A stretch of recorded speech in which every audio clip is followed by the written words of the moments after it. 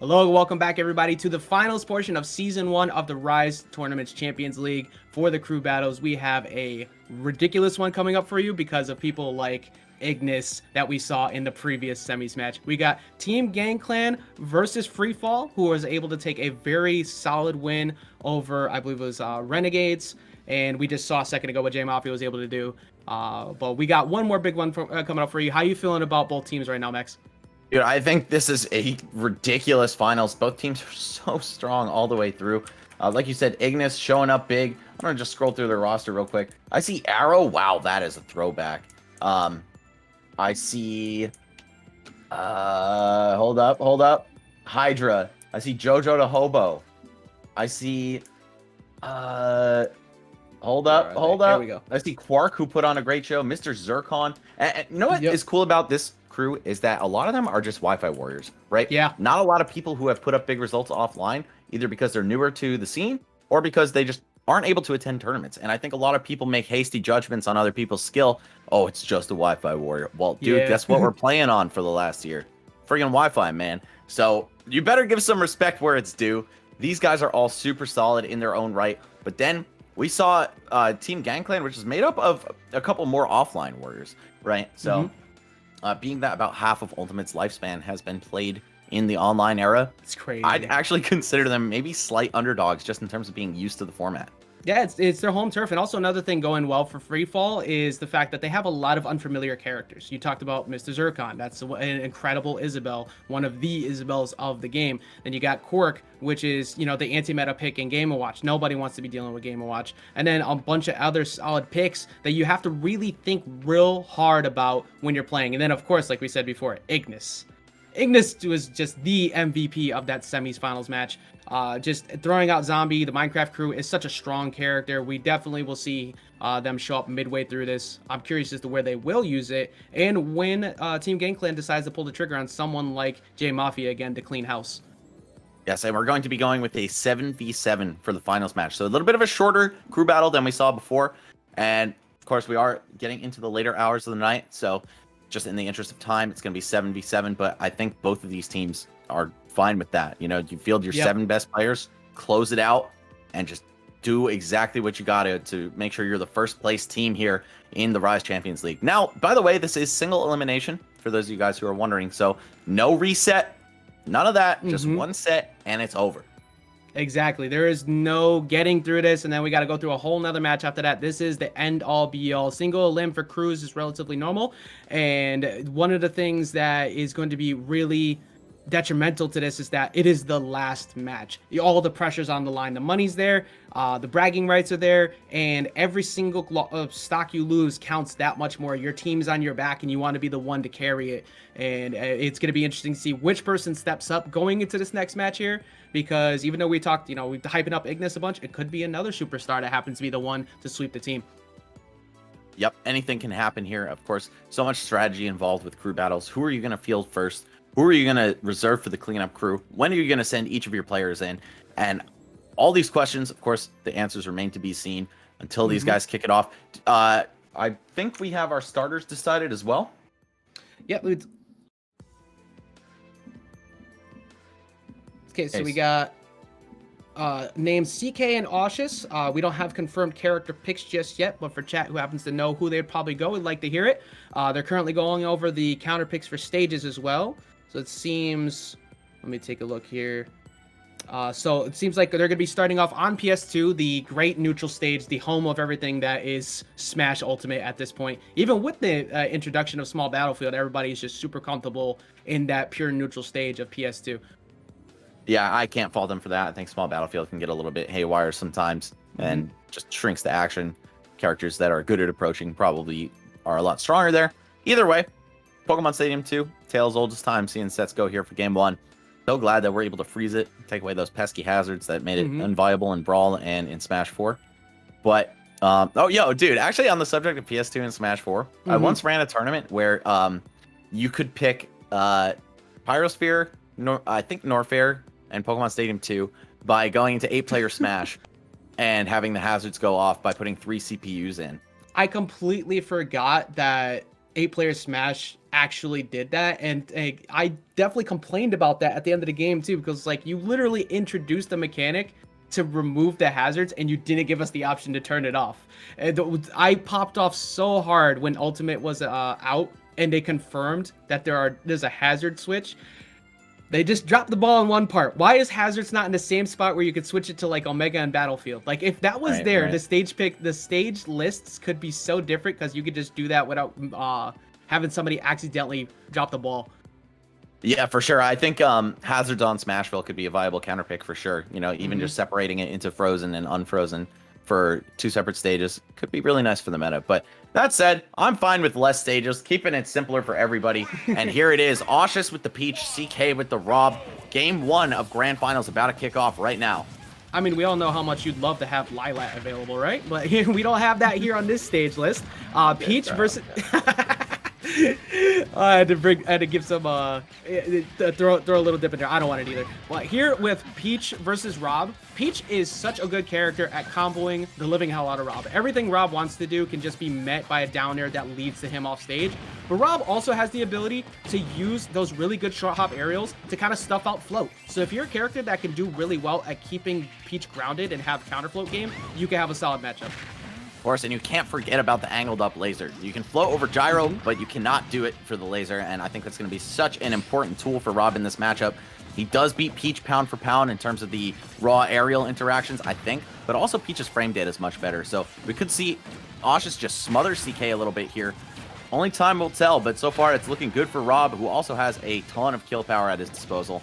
Yeah, good thing bringing up that whole aerial thing, because on ground as well, frame data is very good for Peach. You have things like that jab as a get off me tool, because most people can't contest that down tilt out of Rob, but you don't want to be contesting Rob while holding shield, because he will grab you, he will make you pay for it. Yeah, just so good at closing stocks out off of that down throw, and I love how CK just waited for the pop out. He knew Aushus was going to be mashing that controller as fast as possible. No reason to even stick the up tilt out in the first place. Just go right for the kill move on the pop out.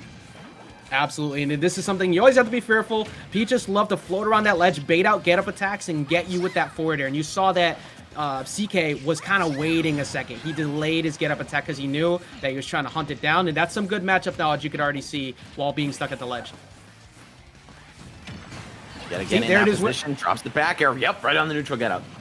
Yeah, like put out that forward air, and after the delay, Aushus actually figured it's like, okay, you waited last time, cool. I'm gonna put this out and bait you to get up, and then just cover it with the back air. Because even if you don't hit that back air, you're still in a safe position, and the most you take is maybe a forward tilt and puts you at center stage. Yeah, Peach, one of those characters who can just apply repeated hitboxes over and over again, courtesy of her float, and I think that makes her one of the scariest ledge trappers as a result. Yeah, just having basically, like, instead of just your normal 4 grounded options that you'd expect out of somebody pressing the A button, they get to use short hop nair, they get to use short hop float, and just going in, retreating fair. It just gets so scary on ledge. But CK has been doing a great job at dealing with center stage. He's been winning so much on when Aushus decides to go airborne that he has gotten a massive lead right now.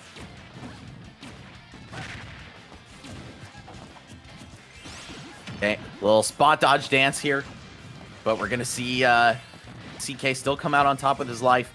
137 on Peach. She could just go out at any moment. Rob does have plenty of kill power, and we've already seen that CK is quite fine with looking for the down throw confirms. Wow, tech chase on the miss tech, actually. He gets the down smash. Yeah, Peach may be thick, but unfortunately not enough. That's not going to be able to get that life extended a bit longer. Down smash is going to take it, and already Free Fall getting themselves in a, CK team TGC. That's what we're going to call him. I saw somebody say it in chat. TGC is getting a first stock lead. Can he hold it? This is something Rob can do. He can easily snipe out a high jump, a bad choice off ledge with a side B, and he's extending this damage right now. Okay. I've been yelled at. TGC is not allowed.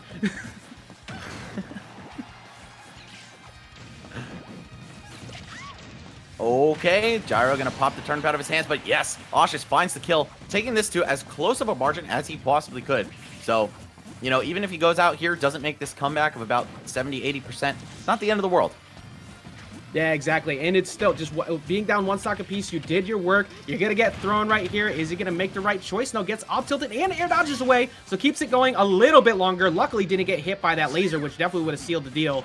And now ledge has switched up. There's a good potential for CK to take a lot of damage here if Oshish can find a solid ledge trap.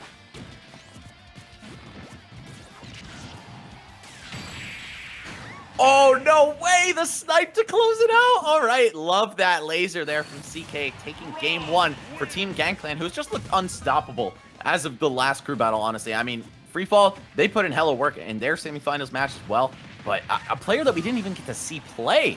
I mean, was he one of the 2 remaining behind J Mafia? Who knows? One of the few that didn't even get to show his stuff before, and just being able to use that massive laser just to stop any potential floats, force Peach to either go high with the recovery on up B, which you can just punish, or if she decides to go low, it's very easy to pressure her down there. So it just covers so many options, and Oshish unfortunately got hit by it, but CK got to be feeling good. I'm wondering how we go about this now. It is only 1 stock on the Rob, so you don't necessarily, like we said before, need to put a big counter pick out there necessarily. You just need to put out somebody who understands the Rob matchup and get that 1 stock. Oh, man, and we see that ledge trap with the turnip, just such a constant for Peach. You throw it up, just lob it there, let it hang out, create an active threat for so long. But it looks like CK just finding great ways to navigate around these things. Rob, of course, one of the most versatile recoveries. Yeah, just being able to delay, just kind of chill out and wait for somebody to make an attempt to actually get so annoying when you're fighting that. We'll be seeing, I mean, once again, just that coverage off stage. CK did an excellent job of what we said at the beginning. You need an anti-float game. You need something that takes away Peach's best go-to option, where they can just abuse those short hop aerials, kind of fake you out on the ground, and you just make it so they don't want to jump. They don't want to deal with it. And Oshish took so much damage just trying to reestablish that. Yeah, I think that's kind of a tough matchup for Peach, honestly. Rob, you know, as slow as some of his moves are, he does have quick tools as well. He has a phenomenal zoning game, a lot of survivability, just all the tools necessary to kind of shut down Peach's game plan. Yeah, I mean, historically, we have seen quite a few Robs take, like, solid Ws on Peaches in the past. I feel like it's one of those things where if you talk to the 2 scenes, it might be one of those contestably evens, but Rob has the KO power, and he has those tools, again, to just play that anti-meta game that Peach wants to play, where normally they're allowed to do whatever they want. But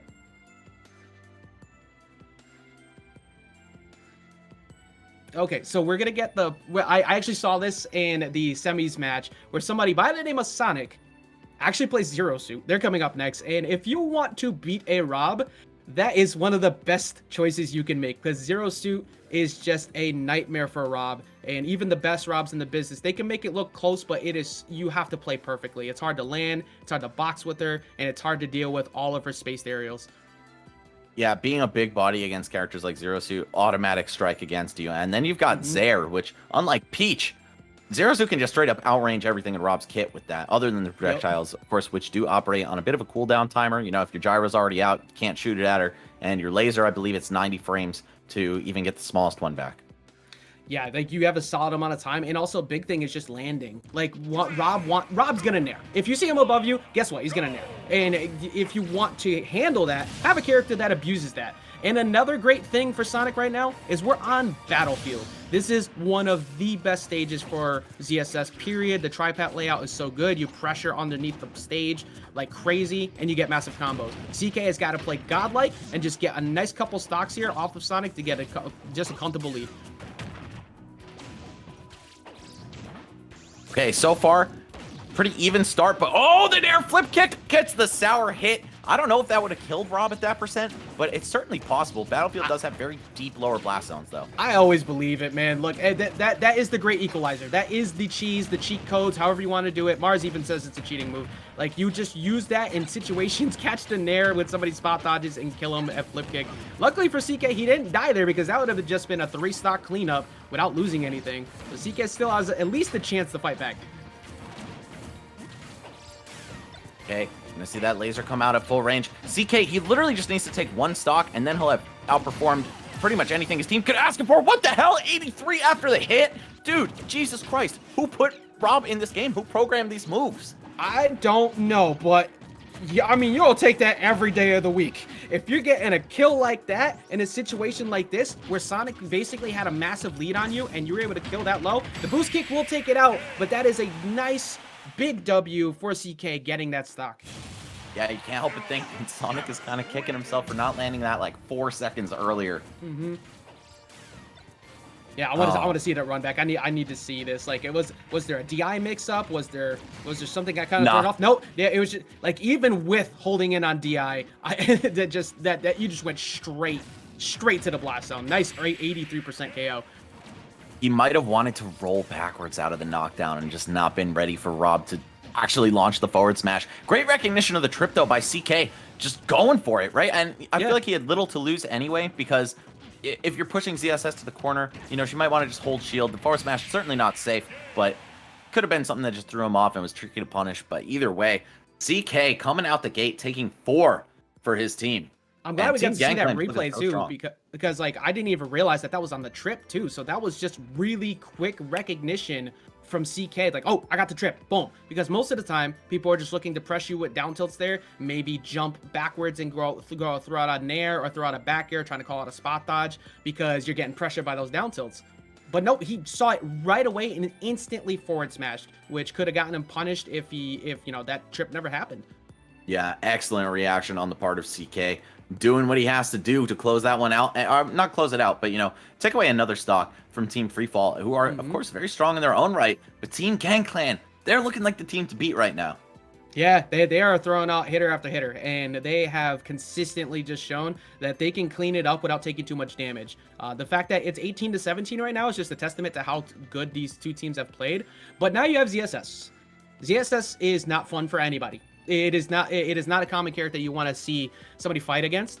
So something like maybe a Pikachu, if they got one, throw it in at the ZSS. That's a great option.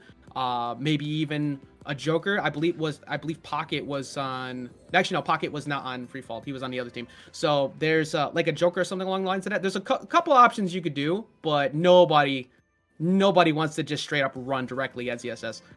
Yeah, very few characters, I'd say, hard counter her. The toughest ones are probably the short guys. Pikachu and Pichu come to mind.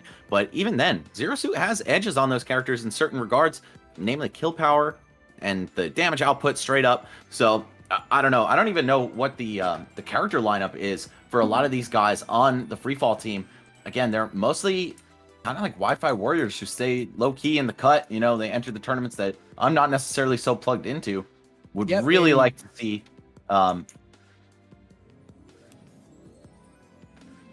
Okay. So we got Burst coming up, who I definitely need the confirmation on which Burst it was, because I know a few of them, one of them being a Mega Man, but this is not it. This is a Inkling, and I believe Yoshi was the other character that was stated. Yes. So I could see Inkling being a pick here, because Inkling has really good pressure with back air. You stay safe. If you recognize behavior patterns out of Sonic, you could use side B as a quick closeout, but also we've seen some really solid play from the Yoshis so far, so that is also a possibility. I don't think Yoshi is necessarily the best idea against ZSS. That's just me. But I think I'm currently sitting on the Inkling. What are you thinking about the two? I think if you got to counterpick ZSS, Inkling is probably the move. Again, short character is kind of a thorn in her side. She has nothing to really hit you other than neutral air. Oh, that dash. I completely forgot about the dash where they stay on the ground. Low profiling is really good against ZSS. Yeah, Az is having a solid grab game, considering the fact that Zero Suit loves to sit and shield and look for those up Bs on unsafe stuff. Also, Inkling's back air, not able to be punished by boost kick, especially after the nerfs. You know, you got a little bit more leniency in terms of when you have to put that hitbox out in comparison to your landing. Burst, a very skilled player out of, I believe, Windsor, Ontario. If not, it's one of the major non-Toronto cities in Ontario. I've seen this guy at a couple locals up in the 6. I've seen him in CSL before. So I know this guy's good, and he's definitely one of the best players in his city. So, well, I know you're hard to impress, so just getting that from him, hearing that from you is definitely a testament to what this man could do. And look, all right, chat. +3 is something that I almost never go to with this game, but I have seen Inkling show up as a losing matchup on a couple ZSS charts because of the reasons why we stated. I was trying to think of it as we went along, and then we talked about it. The whole dash thing, the back air safety, the grab game is a big one because, like you said, having the ability to zone break and get ZSS off of grabs is huge because it makes her question: do I go airborne now, or do I try to play use my frame 1 jab, use my F tilts to pressure you? And it's so easy to just play back and forth and bait ZSS to do something. Yeah, you mentioned -3, bro. I'm just gonna say, I hate that system of tiering matchups by like plus and minus whatever. Dude, like what the hell does -3 mean? That doesn't mean shit. Like, give me a ratio. You know, out of 100 Yeah. games, you're expected to win X amount. Like, I think, you know, Smash Ultimate players kind of, it's something that was borrowed from Brawl and then went into Smash 4 and now it's continued into Ultimate. I really do not agree with that system of tiering things and ordering matchups. Like, you know, just stick with what the rest of the fighting game community uses. You know, even Melee uses the ratios rather than the plus minus whatever. Like, it just adds a little bit more meaning. And on that note, I want to say that there's a lot more matchups that are more skewed in Ultimate than people think. I see so many matchup charts that are just like, okay, all the good characters are like -1, or like, you know, the good characters that beat your character. All the other good characters and ones you don't know are an even, and then like all the trash characters are +1 or +2. Like, it's it's so funny because like it's just a perfect example. We just saw Peach a second ago, right? And the Peaches will constantly try to fight how good their character is, but then people help them on Twitter by saying, "Oh yeah, no, Peach is a top 5 character," but everybody goes even with Peach on all their charts. It's like, okay, well, so who's lying here? We know the truth, but this is one of those games with how many matchups we have. This is a hard game even to do a tier list for, because most of it is just based off of people having a general knowledge. But how many people out there have played all of those matchups to truly say that, oh, this character's meta is done? Like, the Japan offline tournament, I was sleeping on Hero. I'm not gonna lie. I thought Hero was solid, but not as good as some people are hyping up to be. After Akakisu, I think I said that right, and Nair's play, Akakisu, yeah, that's the hard one. That in the Nair from Mexico, that's what we call him. Like, it's what'd you say? Ak. That's Ak, yeah. Oh my god. No, that's even his own Twitter. That's great. That's a nice way to simplify it for us. But we'll talk more about those afterwards. We're going to see the ZSS versus the Yoshi, as a matter of fact. It is going to be the Yoshi instead of the Inkling. So some confidence in Burst here to be able to close it out. This is one of the characters that's somewhat annoying for Yoshi, except when you can play a nice up-close game or get them potentially off stage. I like that attempt there, trying to go for the B reverse and just catch Sonic slipping. Yeah, I think that, you know, Burst, this is kind of a statement that the Yoshi is the tried and true. I know him primarily as a Yoshi. Completely forgot about his Inkling until now, honestly. Though that's not to say it's bad. Just that when I think Burst, I think Yoshi. And this matchup, although I'd say on paper, Zero Suit definitely wins, Yoshi's one of those characters who's a true test of your matchup knowledge against him. So many weird little gimmicks that you have to deal with, and otherwise you're just going to be getting blown up by Nairs out of shield, weird edge guards, like really high damage exchanges off down air and stuff. Oh, Jesus! Or just getting a little bit too unsafe with your landing options. Something Burst has been doing so well that I've like compared to, you know, some of the other Yoshis. He is just making sure that Sonic is scared of shielding. He's consistently just going for these B reverses on shield. Actually, we saw J Mafia doing it a bit earlier too. Just that grab is such a solid way to condition somebody to fear that. You get out of shield pressure. And ZSS can't even shield pressure Yoshi that safely because of the no shield poke, but she can find you in disguise like that. All right. Off to a pretty even start. Players just trading stocks here. But if Burst comes out on top of this stock, of course, that means a 2-point lead yet again for, or rather for the first time, actually, for Team GangClan. I think they've only been, oh no, never mind. Yeah. No, they've only been up by 1 for the entirety of the crew battle so far. Yeah, this is one of those moments that like you can really change the momentum of how things are swinging. If Burst can just get a two stock lead while having Yoshi in a matchup that, you know, not necessarily the best, but if you have, again, this is one of those characters you need to know the matchup. You said it before, Yoshi is one that if you don't know, if you're not testing that matchup knowledge properly, you're gonna get destroyed. And he is just calling every single defensive option out over and over again on Sonic. Sonic running right into that weak neutral air right there, continuing the stage control for Burst. Yep, gonna pop out with another Nair out of shield. Ooh, and he's looking for the flip kicks. I feel like that's, for Zero Suit players, the #1 habit you gotta be calling out is when are they looking for the flip kick to safety? And if you can control that, which I think Yoshi has an easy time doing due to things like Nair and Egg, you can really get a lot of free hits on her. Oh, Jesus, speaking of the forward smash from all the way across the stage. Such a powerful move for no reason, bro. Yeah, no, honestly, like, that's not the situation I expected that to end with there. Most of the time you see a ZSS staring you down at the ledge. What are they doing? They're empty jumping in front of you, trying to catch a Nair on a spot dodge read, or they're doing things like Paralyzer in front of you, just trying to get you to misbehave. And the confidence Burst had multiple times to just stand still, like, I'm gonna let you press a button first, and then I'm gonna punish you for it. That was some really, really smart reads from Burst. Yeah, he just knew. He was like, all right, here's my time. That was a punish, and then also the first stock, just a straight up read. Yeah, just look at the way he's controlling them, right? Like, just he threw out those egg lays up above to kind of say, hey, I'm looking for your jumps. So even though he got nothing out of it, it gets into Sonic's head. Like, he's consistently aiming for my jump up high. So what did he do afterwards? Punish the ground game. Aim for the air dodge in. Aim for the roll in. It's like, burst conditioning was really good in this matchup. All right, and it's looking like a pretty solid margin for the guys over at Team Gang Clan. And it's going to be Hydra coming in with Palutena, correct?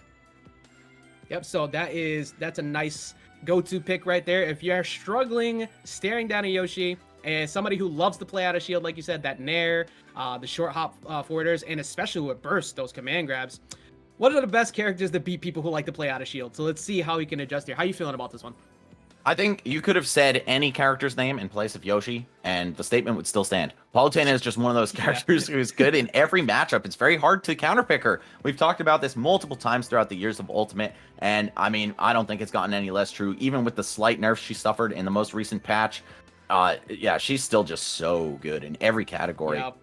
Yeah, she just has such great buttons in not only neutral, but just pressure at the end of the stage. Just being able to just kind of simplify the game is something we keep talking about over and over again. She really just takes the game and exposes your fundamentals. Do you jump too much?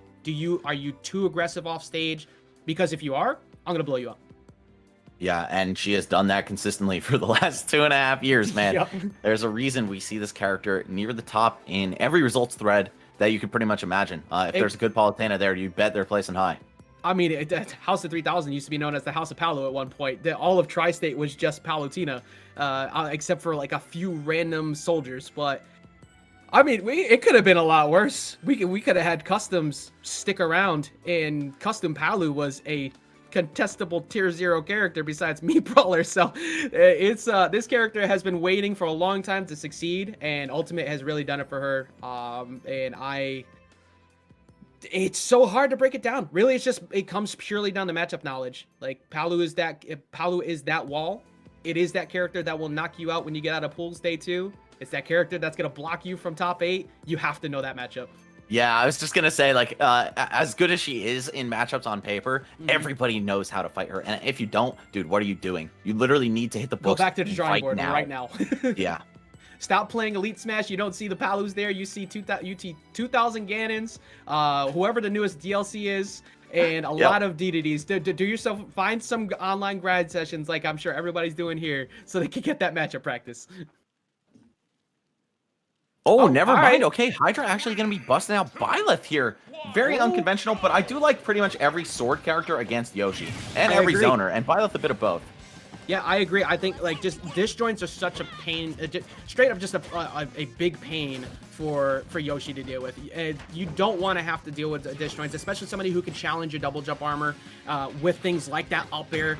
And Byleth got a lot of positive changes in this recent patch, like the up B buff, grabbing easier, the ability to get better confirms out of drag down Nair. That's going to be something we're going to see often here in this set. Yeah, I think a lot of people are kind of sleeping on Byleth. Like, we've seen what Leo can do, really, with any character. But, I mean... Yeah, we got to remove him from the picture when we talk about characters. Yeah, the fact that he's even entertaining Byleth, though, means that the character's got something that other people aren't seeing. Yeah, because you got to think of it on this terms, too, right?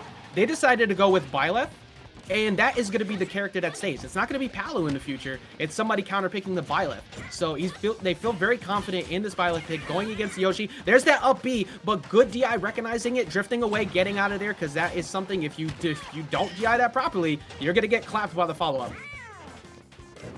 Okay, so far Burst tacking on most of the damage here, leading by about 60, now about 40. All right, getting the egg and the tech chase. No, not going to go through. I love how simple Burst keeps the game. He doesn't go crazy, and he just simplifies the game. 58%, what's the worst trade that happens to you there? You either take the stock or you get knocked away and you're not off stage. That was good mental awareness and catches him sitting at the ledge. Like, Burst doesn't do anything super, like, over the top. It's not big combos like we saw from J Mafia, but he just plays neutral game and fundamentals so well. Yep, and of course there's ups and downs to both of those playstyles, but you got to do whatever works for the situation, and Burst certainly accomplishing that. For sure. Now 17 to 14 on this counter pick, deciding to go specifically to Byleth. And usually the zoning the spacing from these disjoints are a great way to deal with Yoshi. Burst has been up close and personal with Hydra pretty much this whole match. Yeah, doesn't want to let up whatsoever, and that's how you gotta fight against these distance demon type of characters. Just smother them. Take advantage of their slightly slower frame data up close. And Yoshi, he's a bit of a boxer, you know? Yeah, he is.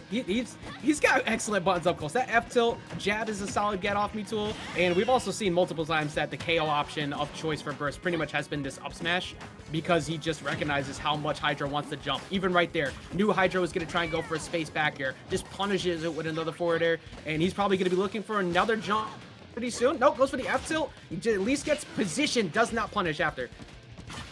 Burst on the verge of taking yet another stock here too. I mean, this guy's putting in overtime. Oh my god. Team Gangplank looking unstoppable right now.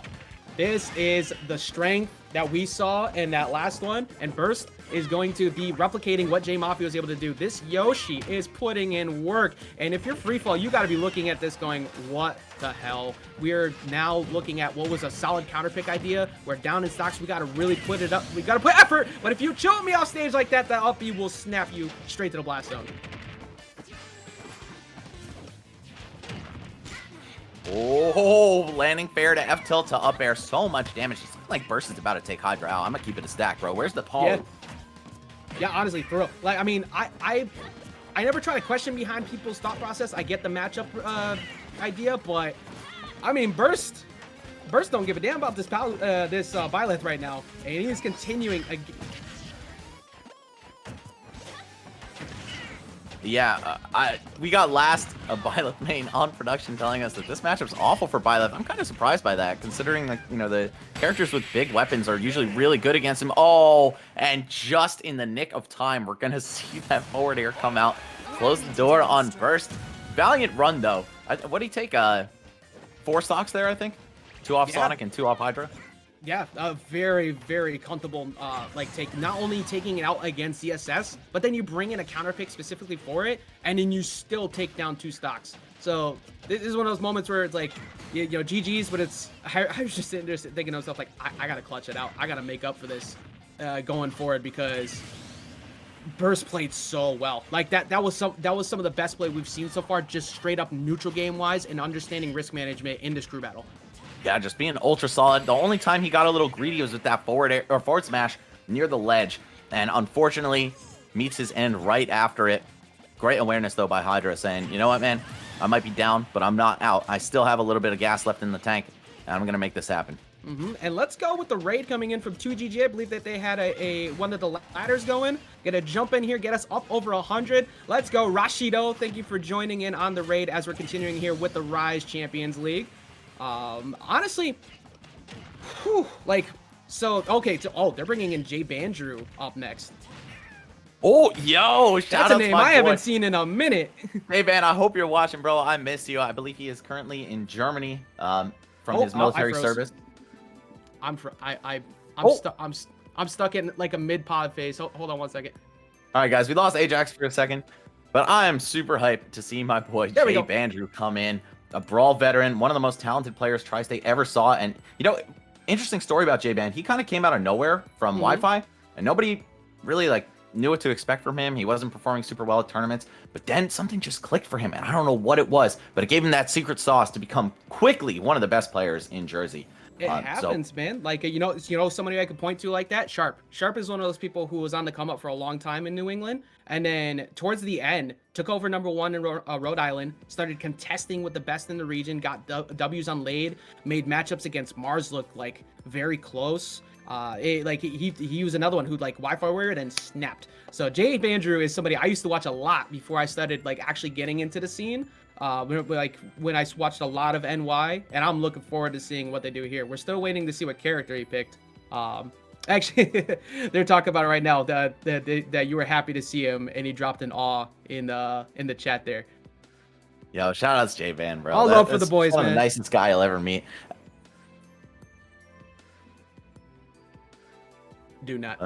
No. Gotcha. All right, so while we're getting settled here, we're just getting One more thing set up. Also looks like Jay Banjo is going to be going with Banjo from the looks of things. Let me double check to confirm that. Yeah, I was gonna say J-Ban known for playing some kind of weird characters. He was using Doc for a long time in Ultimate, and now Banjo. A very interesting place to settle. And by the way, guys, just want to shout out some of our sponsors. We got MSM online every single Monday, free to enter, North America only, and it starts at 5 p.m. PST. So if you got nothing to do on Mondays, which I can't imagine many of you guys do have something on your schedule, please go ahead and check them out. 2GG is the premier esports organizers with a focus on competitive Nintendo events. They got in-person and online weeklies. Of course, on in-person on hold for a little bit, but they've got over a decade of experience under their belts, and you can rest assured that you're in good hands of Champ and his crew. And then, straight out of Smashville, I love that name right there. Also, I just lost my my Google Chrome. There we go. Straight out of Smashville, ANG Esports. I'm falling apart over here, but they sure are not. Every single Sunday at 2 p.m. Eastern time. Check them out. This is one of those esports teams that I see constantly, not only raiding chats on a regular, but regularly supporting their people and trying to grow the community, which is something I love. Also, many other titles down there. You see Smash Ultimate. Besides Smash Ultimate, Rivals of Ether, Brawlhalla, Rocket League, DBZ. I love me some Dragon Ball Fighters, and of course Pokemon Showdown. So make sure you check them out. What is going on, people? Anyway, we got, of course, the league themselves, Rise. You can check them out on MetaView. Oh, and it looks like this is actually a MetaView ad, so my bad. They've got the freshest and best Smash clips, playlist covering Smash, Warzone, FGC, Valorant, Fortnite, and more. You got the Smash Stockpile playlist for your daily dose of Smash. Gets refreshed every single Tuesday, and you can watch the best moments of the week, including the Rise Champions crew, and that gets uploaded at on Friday at 12, and you could check them out on iOS, available globally. It'll be coming to Android soon this year, and you could just go ahead and check them out at metaview.gg/playlist if you want to cut right to the clips. And of course, this upcoming Saturday, we were talking about it before, the Pandemic Anniversary Series. This is Beyond the Spectrum, the Autism Awareness Month charity event that has also got the $500 prize pool attached to it and top 8 qualifying for that 32-man qualifier that will be happening some point soon. It has not been announced just yet as to what will be, but this is part of number 3 of a 4-point series where you can go ahead and qualify, have a great time trying to contest against some of the best, and show some support, because not only is Grayola doing this tournament today, but this is another one of his projects right there. Make sure you check it out. Yes, again, shout outs to Grayola, putting in overtime for the Ultimate community during the hard times of the pandemic. This guy really overworking himself. I feel bad. I feel like all 3 of you, Caged and last 2, you guys got to take a break at some point. TO is the most thankless job in the industry. Facts only, dude. That is true enough for all involved, including you guys for offline and the short stints that I tried to do it. We're getting into this next game here. We got the return of Jay Banjo versus Hydra, who just lost a couple stocks, but this is a disjointed character against Banjo.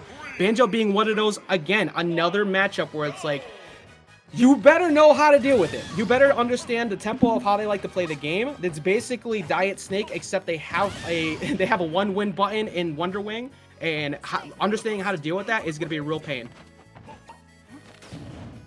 Okay, got the grenade coming out and shooting an arrow right through it will be Hydra. But, of course, with only 1 stock to take, I think J-Ban can be pretty free in his usage of Wonder Wing. Wow, well, a little too free perhaps. 2 down already. Oh my god. So, yeah, a little bit too free. Don't get a little bit reckless with that there. This is a character that can blow you up for overcommitting. Byleth is not one that lacks in kill power. They're going to get the back throw. What's the setup? J-Ban planting a grenade at the ledge. Needs to make up for some lost ground here, though. He's down about 50. All he needs to do is take this stock clean. But, of course, his team is up by 2 stocks. He can't afford to drop one, but you want to maintain that lead as much as possible, just so your crew continues to have momentum. Absolutely. Now he's down in the counts of the Wonder Wing. Only 1 shot left. And Hydra only taking 34%. Like, that's massive. The fact that Hydra has just mitigated the damage, kept it down, and getting smacked in the face by that forward air. If J-Ban could get a solid ledge trap here, he could get a decent amount of damage, but he lets him back on. Okay. Got the ledge traps yet again. Oh, nope, doesn't find anything. Oh, and just a dash dance into Wonder Wing. Almost enough to take the stock, but not quite. What's the edge guard going to be? Oh, this man's crazy. Yeah, just going all the way off stage. Has plenty of resources to make that back. You can act after that up B and doesn't get challenged on the way because it was such a low angle that Hydra can't do anything about that. Now, after that massive lead that Hydra had before, all of a sudden it's within a range where you could get mixed up on a throw. You got to either take that down throw into up tilt or up smash depending on the read. And you can see Hydra's playing the spacing game. And there's that grab, and he does not get the up tilt. Tries to go for the mix up, doesn't get him on the landing forward smash. In this super intense last hit situation right now. Oh, and it's going to be the arrow coming through. Okay. Huge mental victory there for Hydra, I think. And does J-Ben just hate having 5 Wonder Wings? Does he just need to throw them out? I mean, look, I understand abusing invincibility, but I mean, Hydra was camping under that platform, so I don't know about that one. But he was able to get it at least afterwards, got the KO, but Hydra's got to be feeling good, was able to at least get one out of that situation. Sure, you definitely wanted a lot more after what happened before, but that massive lead that was put, actually, no, he kind of lost massive lead, but the fact that you were able to at least get this without losing when you drop that big lead, that's a big W. Could have died a couple times here. Oh, man, and this was just so crazy. Right through the spot dodge. All the activity on that giant arrow just going to rip right through him and take the stock. All right. The J-Ben, I got to appreciate how he came back into the fight. Just swinging big with Wonder Wing. Should have ready to run that fade as soon as he got out of there. That arrow from Byleth is also one of those moves that you always feel like you shouldn't ever get hit by it because of the weird startup on it. But when it does catch you, it's pretty strong. Yeah, exactly. And, I mean, just one of the most... swing factory moves in the game, right? Like you can die at 60 at the ledge to that, and well, goodbye to your lead if that were the case. But either way, Team GangClan with 14, free fall down to just 12. That means 4 whole players left, so still plenty of time to make a comeback. And 2 stocks far from over, especially with a larger roster size like 7v7.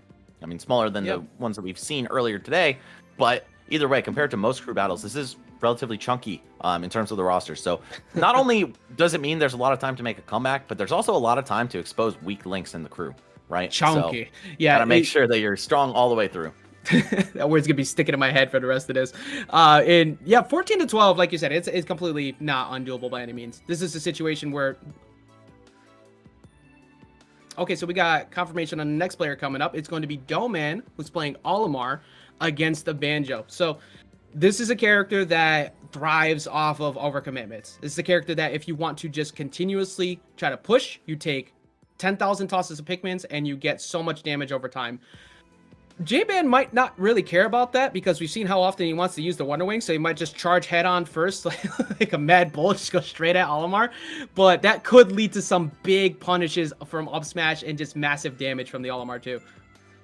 Yeah, 100%. And Olimar's a weird character that you really have to know the matchup against as well. Otherwise, he just starts building tons of damage and evaporating stocks before you know it. So I got to say, J-Ban, as a Brawl veteran, probably has a decent handle on things. Olimar hasn't changed too much throughout the iterations of Smash, but definitely not going to be the same exact matchup in all the games. So we'll see how he's able to adapt. If he even needs to, you know, he could just come out the gate very comfortably in a matchup like this.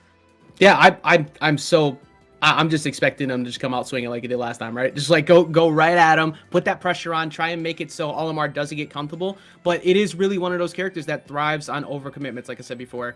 And we could also see an aggro Olimar, but you know, who knows? Like you could change the tempo up, just go in and try and sneak a really quick first stock because Olimar has some solid damage, especially if you get access to those purples really fast. Yeah, 100%, man. Olimar's so dirty with the right lineup, and preventing him from getting that, you can't really do much about it. The Pikmin pluck is just so fast, and if the Olimar's efficient with their ordering, then, hey, man, that could be just the perfect opportunity to wipe you off the board at 80%. Efficient with their ordering. And you just reminded me that Myron, for the first time ever, I saw 3 purples being used at once. Last remember this too. I've never seen somebody ever get a hold of 3 purples and keep them around. And he at one point had 3. And I can't remember who he was fighting, but they ran. Like they should. It was Sonic's. Oh, yeah, that's right. It was Sonic's. Sonic's dipped and said, no, hell no. Sonic was doing so good of killing the Olimars, the Pikmins on a regular. I have never seen that successfully happen. So if you could pull that off, that's a good way to check anybody who just wants to rush at you with Wonder Wings. Yeah, for sure.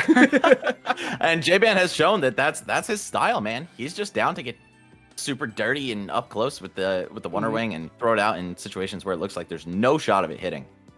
Yeah, and from the looks of things here, I'm seeing the stage counter picks.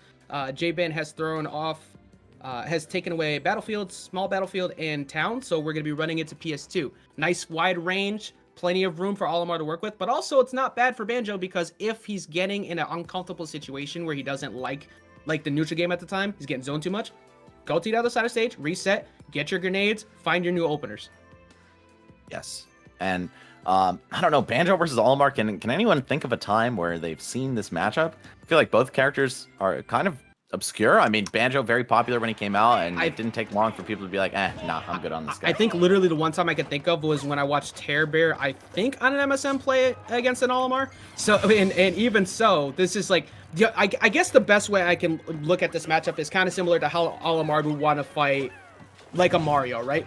Majority of what J-Ban's gonna do is do something similar to the fireballs, just kind of throw them out to look for an opener, and then you try to box up close. You don't have that same combo game, but Olimar needs to approach it the same way. Keep this character who has a specific range on all of his moves outside of that one quick burst option from side B, and just get as much damage over time as you can. And you know what is huge for Olimar in this matchup that I just realized on that first stock? If there are Pikmin in play, they will delay the Wonder Wing and give you ample time to react to it. Oh, so, true. Yeah, that's super bad for Banjo here. I don't think this matchup is super bad necessarily, but I could see it being annoying. Yeah, this could easily be one of those long game matchups. Both of these characters are very able to kind of play the clock, even though it is cruise and there's 10 minutes, so that's probably not going to happen. But there's no reason to run in without a projectile on the way. And there is now double purples, which means Domain is going to be, Domain is going to be much more content to want to actually box. You see now he's getting closer, closing the gap, possibly a down smash at the ledge. No, the get up attack is going to stop him. All right, and J-Ban already running himself almost out of Wonder Wings too. You can't help but think that he'd be better served to just hang on to them for a little bit longer. We're going to see the back throw off the stage. Jesus, that DI. Almost fatal. Yeah, just going horizontal, that homie DI. Like here, let me just give you a graceful one real quick. And oh, that's one purple off the board. But blue is still there, which could lead to the throw. Took me a second to recognize that it was actually in the picture and he was gonna be able to get it. And then look, just hold shield after the stock. This man is ready to go. Oh, looking for the roll. Oh wow, Wonder Wings right in, but only gonna clip the end part of it. Much weaker. Wow, stage dive for the Nair. Love that. I like that. There's no hitbox on Olimar, and you continue to contest it. You can prove that they could get by, but that one, luckily, was an untechable, and he gets it back down to another stock, and now it's only 11 to 13. Yeah, it could be way, way worse for Free Fall at this point. And honestly, just by the way the matchup is going, I think they're pretty likely to take J-Ban out here without losing another stock, unfortunately. Yeah, J-Ban needs one of those body stocks. Like, all right, I figured everything out. I'm going to delete your stock fast because this is a Smash. This is a game where you can not only lose yourself by SDing, but somebody could just delete a stock so fast. And Olimar getting big damage, though. He's trying to find his way in, and he just cannot get it. Okay. Staring each other down at the ledge here. J-Ban looking for a way in. Okay. Pulls out the Blicky. Just shooting it up right now. Oh. Big Wonder Wing, but only for damage and not for a stock. You gotta be conserving those. Banjo always got that thing on him. And that is a parry on that forward air attempt. And now, you see how Doman recognizes when a punish ends? A lot of times people go a little bit too hard trying to get something out of advantage that doesn't exist. Olimar's not one of those characters that needs to do that. It's like, all right, I got you on this one hit. I realize you're a little bit too far. I'll just reset. And he's holding center stage perfectly right now. Right, looking for the way in with back air. I think the multi-hits are pretty good against the Pikmin. You can clank them out. But, of course, there's no one-size-fits-all answer for a guy like Olimar who can just switch his game plan up pretty efficiently. A lot of people think this guy's, you know, kind of linear, kind of tired out in the meta, but I don't know. I still think Olimar has ceilings to go. Yeah, in fact, Olimar is one of those characters that I never want to see on the other side of my character select screen. And that forward smash is nothing you ever want to see on the other side of a roll. That is J-Ban getting another one at 144 and getting another stock on the board for Team GangClan. All right, yeah, that was huge, actually. Maintaining this 2-stock lead going into the next match, definitely going to be a huge difference maker for these guys.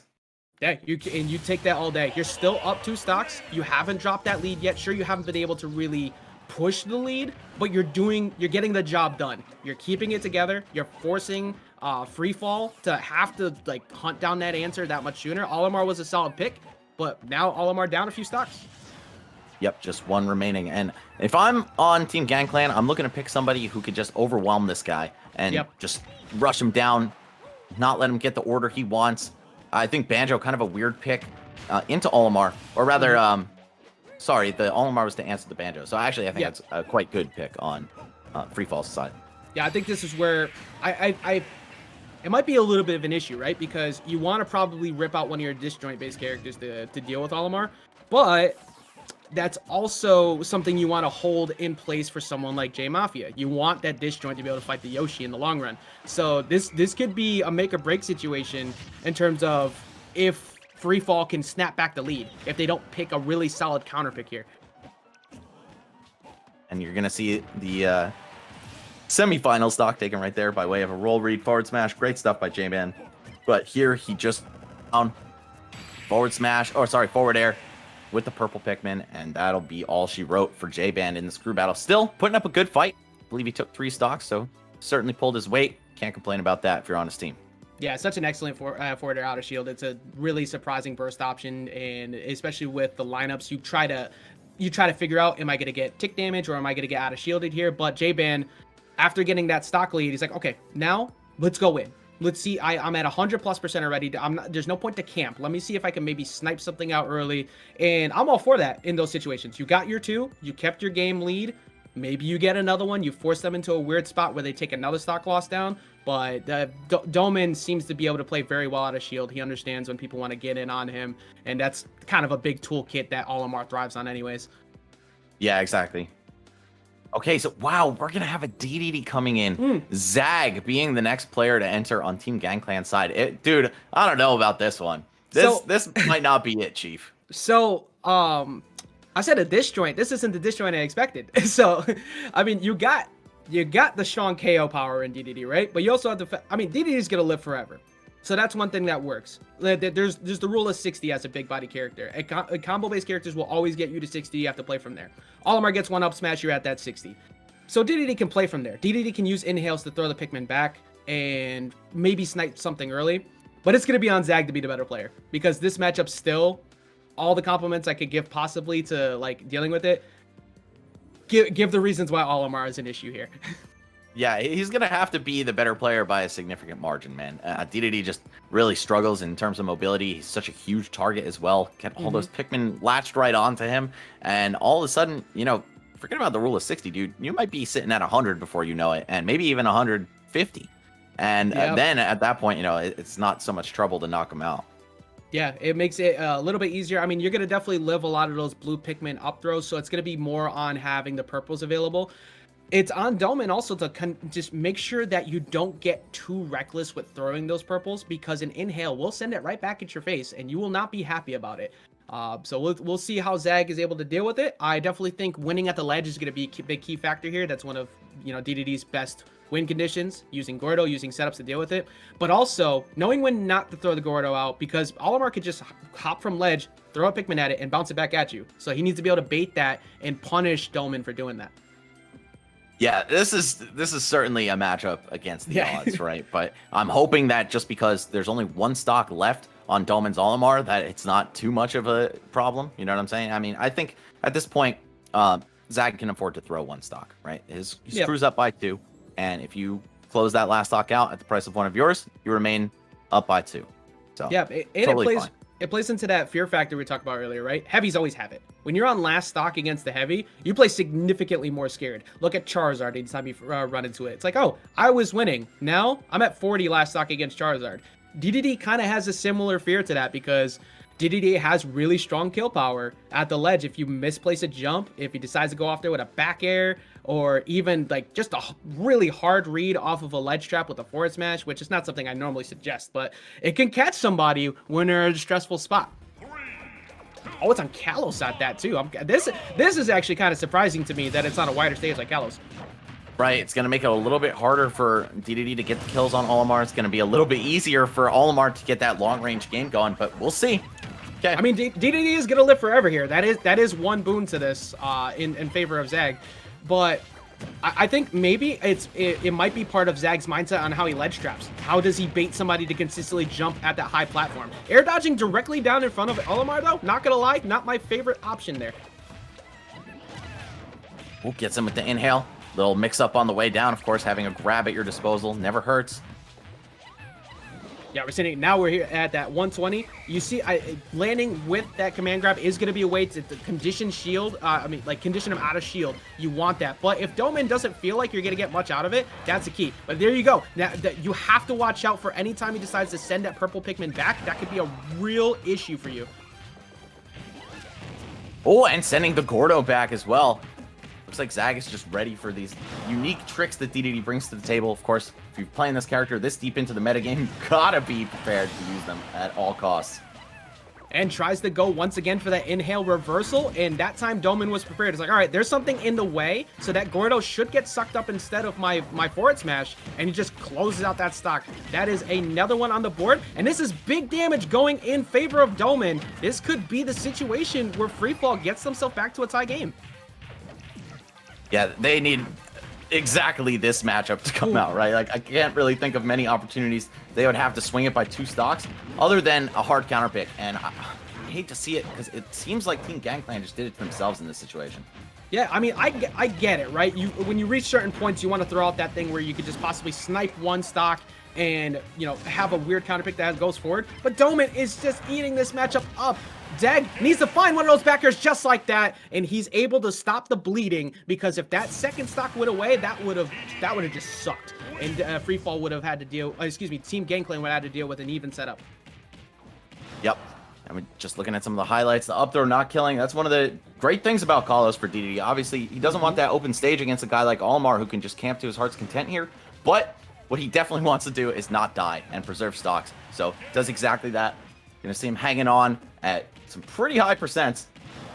Yeah, I'm glad we ran it back here too. I want to take a second look at this. You see how he's got the Gordo there. He is consistently, I think it was like the past 2 times, decided to be reversed down and throw out that Gordo. So what do you do as an answer? You recognize that it's going to be the Gordo that comes back. Therefore, there's no way he's going to inhale that forward smash punish. And Doman recognized that. That was good mental awareness there.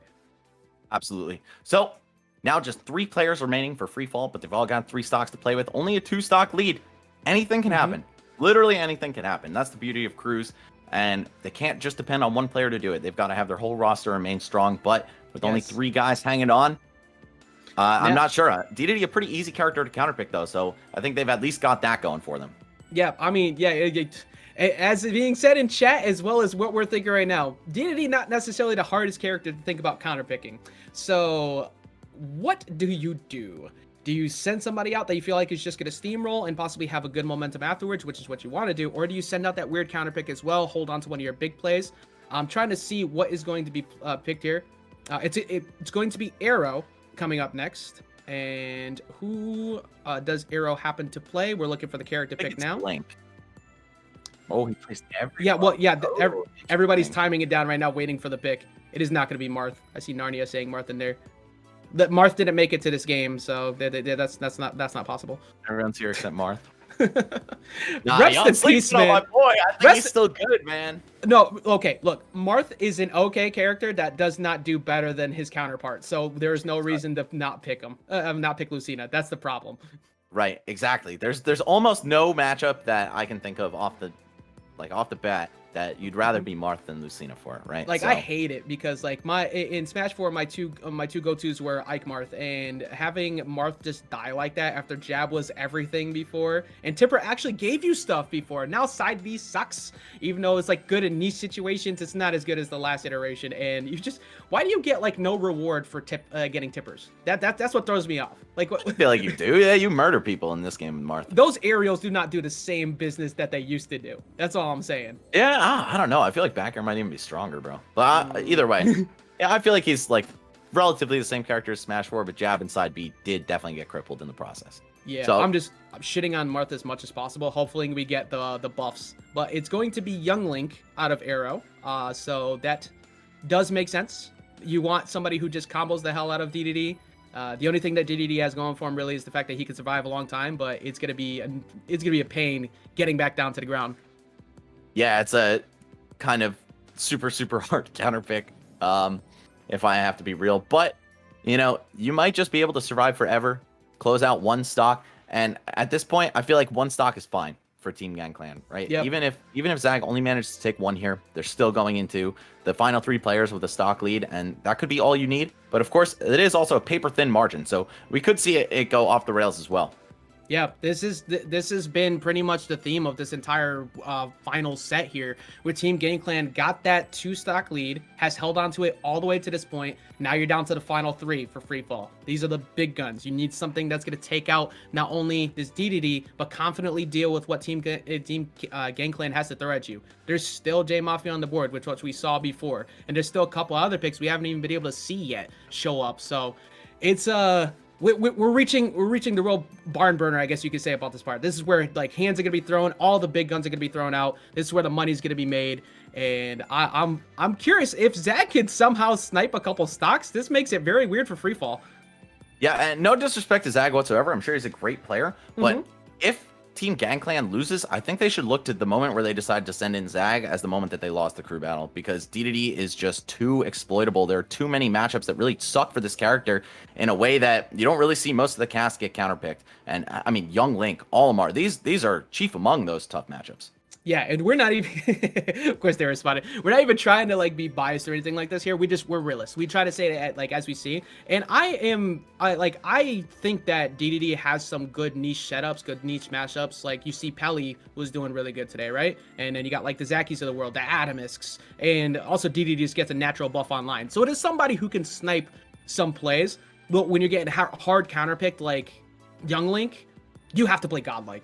You have to be on point, dodge all those arrows, dodge all the bomb setups. It's going to be a real pain, and it's on FD at that.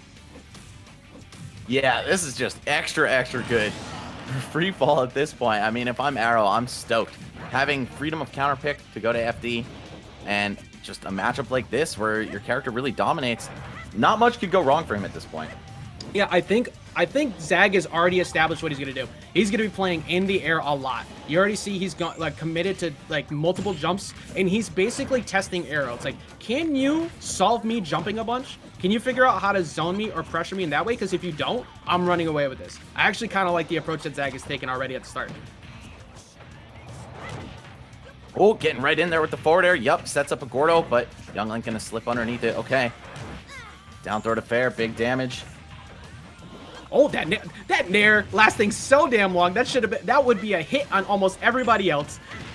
And that's one of the windows where you want to get that punish. The inhale does take quite a bit to end after you whip it, so you make sure you get a nice solid punish out of that. Zag keeping it even. Arrow getting a lot of damage on, but DDD isn't threatened for at least another 40%.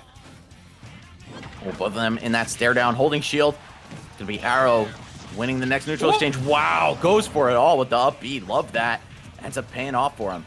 You know what's funny? That almost equaled exactly 40% from when I had said it. And right at 135, the up B is going to take it out, and that's already a nice W in favor of Arrow, getting them down to 10-9. And let's see if we can continue it. It's at 103, so this is straight hit away from DDD just doing DDD things and sniping a stock. Oh, up smash. All right, only getting the weak hit. That certainly would have cleaned up Young Link. Low percent DDD is so scary because when you're at KO percent like this, they're gonna try and get that trade on that back air all day. Doesn't matter how many times you try to count that jump. Eventually, it's gonna be ripped. Oh, that was almost so scary. But Arrow, he's just looking fine right now. No way that does it. Wow, 99 after the hit, getting deep into that blast zone. Arrow evens it up. Zag eliminated, dude. Like I said, no disrespect to this guy, because he's a good DDD. I can tell just by watching him. But Young Link and Olimar are two characters that completely destroy this guy. That was 2 times. Remember at the start where I was saying I was very happy with the way that Zag was approaching this, kind of playing center stage, jumping a lot, playing around it. At the ledge though, ooh, he jumped above ledge a little bit too much, and Arrow was so ready for it twice.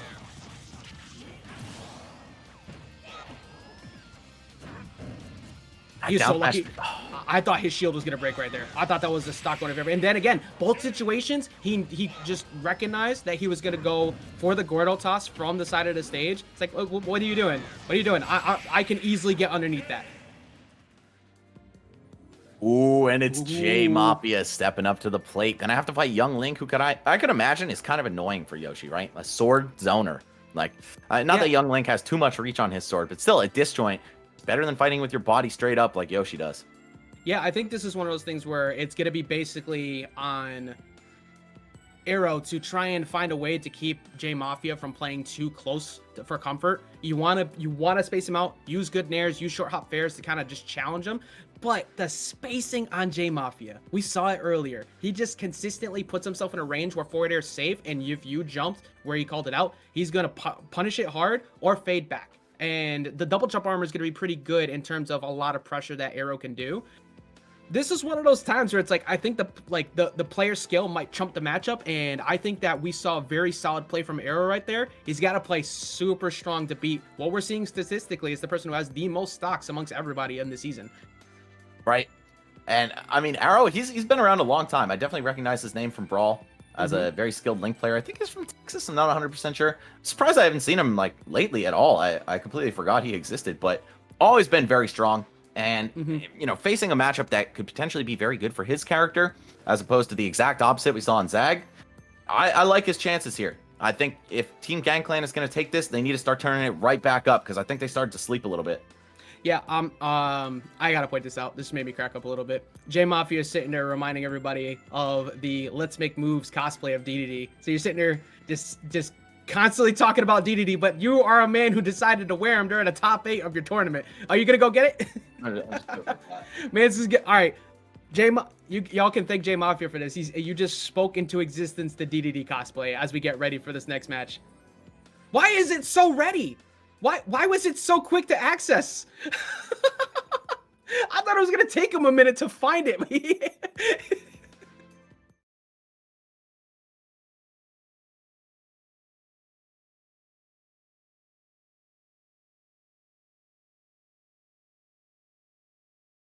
So prepared with that. Why was it so risk ready within It's just in my shelf, bro.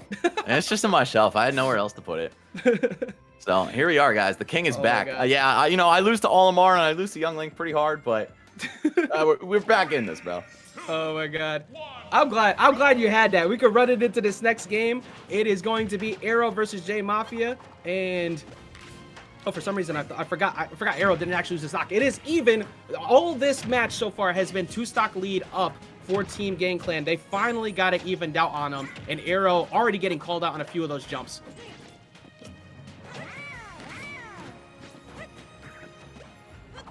You see both of them kind of like respecting each other, playing that air-to-air game, see if they can condition somebody else to stay grounded a lot more. That forward air could be a big problem at the ledge. Looking for Aero, he gets by it. Almost the egg to fair. That would have been disgusting. J Mafia so far relatively unmatched in terms of percent, but if there's one thing I know about Young Link, it's that he can build a ton of it in seconds. Yeah, just a random burst character. That's what we were talking about before. Why is a character that's got such good zoning, got such good buttons up close? That Nair being one of them. You see, he's going to go for the ledge trap here, but those eggs, a solid reversal from the ledge, that's something in the matchup you have to adjust around. You need to figure out when the Yoshis love to toss them and punish them for it.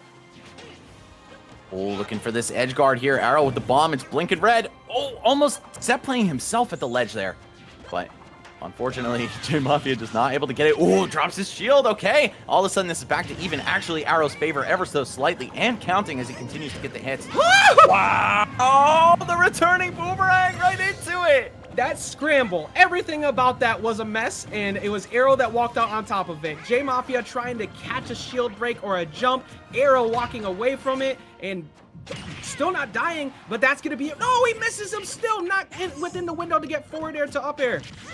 Yeah, I was going to say it looked like a little bit too high of a percent based on the way Aero flew out of it. Okay, forward throw off stage, looking for that Nair. Yeah, J Mafia, the headhunter right now, had to do something about that, because even if Aero went all the way down, he still had the bomb to help him recover. Oh, Arrow is starting to punish J Mafia, swinging at a disadvantage a lot. Look at this. Every time J Mafia is trying to get back in now, there is something already prepared. He got the grab before, he's getting the swings, and now he's starting to slowly take away this lead. That's a big mistake, though, in center stage. That's going to be hard punished. And I can't believe it. Team Gangclan looks so good. I can't point to like any more of a pivotal moment than deciding to field one of the most counterpickable characters in the entire game. You're never gonna let that I literally never will, dude. It's crazy. It just makes no sense to me. Oh my god, that up smash is starting to make a lot more sense now. Oh, it was so close, but he gets him again on the grab on the ground. Only 17%. J Mafia, who has pretty much been the seal of the deal that we talked about before, is getting checkmated here a bit by Arrow. Unless he can get himself a nice early stock, maybe a jab block. Tech chases him. Nope, doesn't get anything else out of it, but he keeps out the pressure. Oh, looking for the down air. J Mafia wants like haymakers only at this point. If it's not taking the stock, it's not good enough for him. But instead, Arrow finds his way down with down air. That move has been a classic since Melee, bro. Even when we were all trash, throwing out the Young Link down air felt better than anything else. That is the key that we also. Oh yeah, no, everybody's gonna swing at us. They just hold shield. We don't want to hold shield. We want to press buttons. Yeah. J Mafia trying to press those buttons again. This is looking kind of stressed right now. In the words of my boy Dax City, the Rapture, I paid for these buttons. I'm gonna press them. It is the age. Oh, down smash is going to close it. We're back to an even setup here. Look, if you believe hard enough in your options, they will always work. That down air is one of those buttons people love to do with it. That down smash coverage too. And J Mafia missed the tech chase there, but he's doing a really solid job. Even. Oh, looking for the dare. That just does so much damage, but instead he'll find a big opener with the combo. Forward tilt to up air, the classic for Yoshi. Whoa, the spacing around that up air just hit him right in the body. Doesn't even have to interact with the sword. Jeez. Telling you, man, that was one of the key factors I noticed out of J Mafia in previous sets. It's just that spacing. He's immaculate, and he's gonna get him at the ledge with the forward air. That was Arrow's game to lose the way he was playing, and J Mafia brought it back. What a great set here with the last few people left. That was just an insane match, back and forth the whole way through. I love that returning boomerang, just putting him right into the up smash. Yeah, that returning boomerang is the best friend you need. It is always there to cover your back. That time, though, nothing in the way. J Mafia is ready to get that punish. It's a very punishable situation. And Arrow did a solid job just kind of staying away from a lot of these edge guard attempts. But the fact that J Mafia was able to close it out in the end with that forward air at the ledge, that is just enormous. I definitely thought he was going to go down here. Oh, dude, what a heart-wrenching finish, too. Forward air, neutral air, and then one more! Don't hang on the ledge too long. Or maybe he got off it too quick, actually. Yeah, I think he might have gotten off it, because even though above 100, like, the percentage, the time starts to go down, it didn't seem like it was that long, so he might have preemptively tried to buffer something or get out of there. Either way, you'll take that every day to the bank. And it is still relatively even stocks compared to the last time, too. Oh, dude, what a good crew battle this has been. These guys in the finals for a reason. Yeah, this is one of those matches that I would have loved to see, like last three stocks both apiece going for the final. Like this was one of the highlight matches of the set so far. Just the way that these two played, this literally determined who got to hold the lead from this point forward. It was an even set, and J Mafia comes in clutch to keep the set favor still in Team Gangclan.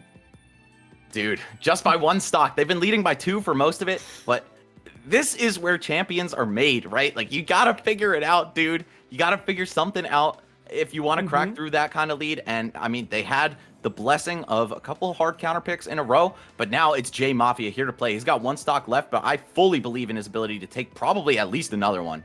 Yeah, exactly. That's another thing that comes up too, right? Team Gangclan gets J Mafia for at least minimum 1 more stock, which is a strong stock for him because he has consistently shown that he can put points on the board. Like, if you want somebody in the ball in the court that's coming down to the end of the timer, that's the man who's going to make the 3-point shot. And he has really just been a nuisance for everybody. So hopefully for Free Fall, they're able to just seal the deal, get rid of it right away. I don't even know who they're going to send up for him right now, though. Yeah, J Mafia just looking like one of the best players in the whole league, man.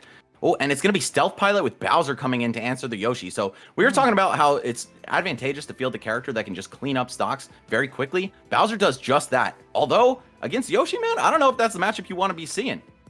Yeah, that one's a pretty interesting, right? Because for us, we have Leon to look at, so that's kind of like a top of the portion. Shouldn't really be paying attention to that all the times, but Leon does very well against the Yoshis in the area. This is J Mafia against Bowser, and I haven't personally seen Stealth Bowser, but you definitely have at least at all times the fear that you could just die sub 100. Bowser carries that fear. And if you're 60. yeah, true. If you jump too much, that up smash is gonna blow you up. So I think stage pick is gonna matter quite a bit here.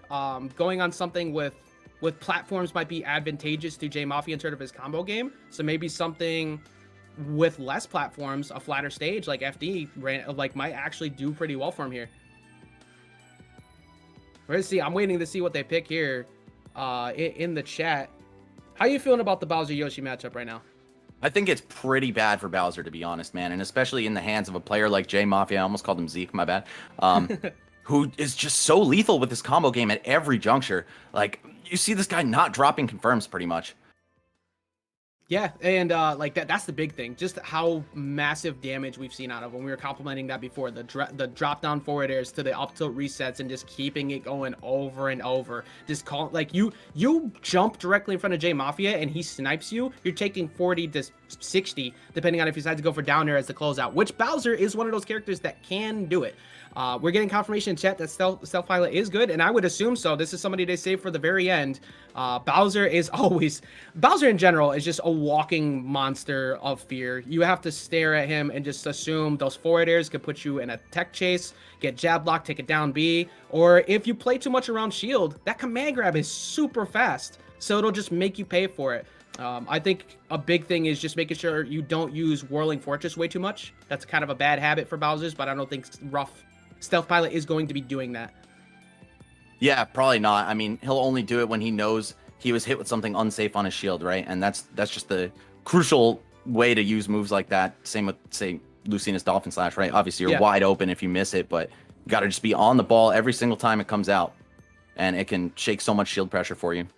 Yeah, out of shield game in general is gonna be really fun to watch the way that they play this matchup, because you have the up B, so you have to respect that. You have also frame 3 nair from Yoshi, obviously out of shield, and then you have to also, if you're Yoshi accidentally swinging too much, take a command grab. So it's gonna be on who gets that more often. I think we'll be seeing some solid plays from Stealth Pilot trying to use things like Flame Breath on retreat to stop J Mafia from going in too much, because that's a massive punish. The fact that does like 40% by itself if you catch him at the center.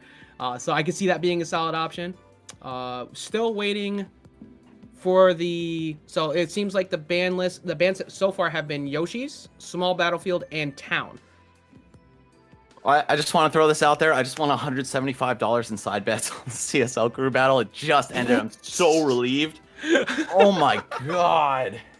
Oh, I feel like a massive weight has just been lifted from my chest. Anyway, so Max now way more awake. If you're wondering why he's sweating, it had nothing to do with the DDD costume he's wearing now. It's the fact that money was running on the line a second ago. So, man, congrats on getting a little bit more money in your pocket. Chat, how you feeling? How you thinking about this right now? Are you feeling comfortable with the fact that Stealth is up next with the Bowser versus the Yoshi? Are you feeling good about J Mafia? Obviously, a lot of bias in this chat because it's mostly the crews themselves. But I know we got a couple people who've been lingering in from things like that 2GG raid.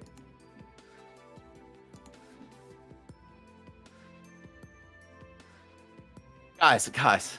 You know what? I love crew battles, baby! Man just made his money. Bro. No McDonald's tonight. Steak is on order. Hibachi on its way. Facts, bro. Facts only. Oh my God, I can't wait. I cannot wait till it could go to like Hot Pot. I know the meme is like when you go to SoCal, everybody just dips to go to get KBBQ afterwards, but I can't wait to go get KBBQ after that first like West Coast tournament. It's Same, just all those little things we've been missing, man. Yep, it's a meme for being played out in the Smash community, of course, but KBBQ does rule. I love me some bulgogi. That's my meat. I was just about to say, my man, beef bulgogi. Drop that on my plate every single day. Free. Yeah, absolutely. The best thing that you could grab there. I know that some of the people from West Coast, I went to my first event and we went to one that was a bit more expensive than we should have, and we got reamed. I'm like, why didn't y'all ask us? 45 bucks a plate type of thing. Yeah, when they're like, yo, we could have gotten you the same quality food for significantly cheaper. And, Yeah. it is going to be FD. So this is what I was thinking. No platforms. It removes the combo game from Yoshi a bit. And it makes it significantly easier for Bowser to just kind of beat you on air-to-air, get some solid punishes if you overcommit on landing, and reverse up tilt. That's a nice answer, but yeah, I like that idea. Air dodge the corner, get away from that. That was going to be big damage for J Mafia. Oh, the B reverse fire breath. I like it. Attacking on some damage so far. Stealth keeping the pace, picking up a big grab as well. All right. Things are looking kind of bad for J Mafia. He's literally in danger of like 4 different kill moves at this point. Oh my god, yeah, you better back air. watch. Better watch out for that back air off the stage. It will absolutely destroy the stock. I love the fact that like Stealth is playing this matchup exactly how we expected, using those B reverse flames as a way to kind of back off J Mafia. He's been beating him out on pretty much everything, just using that forward air, and he's making J Mafia slow the game down. Oh, he's looking for a possible up smash. No, he's not going to do anything about it. He gets hit on landing, and now J Mafia putting that damage.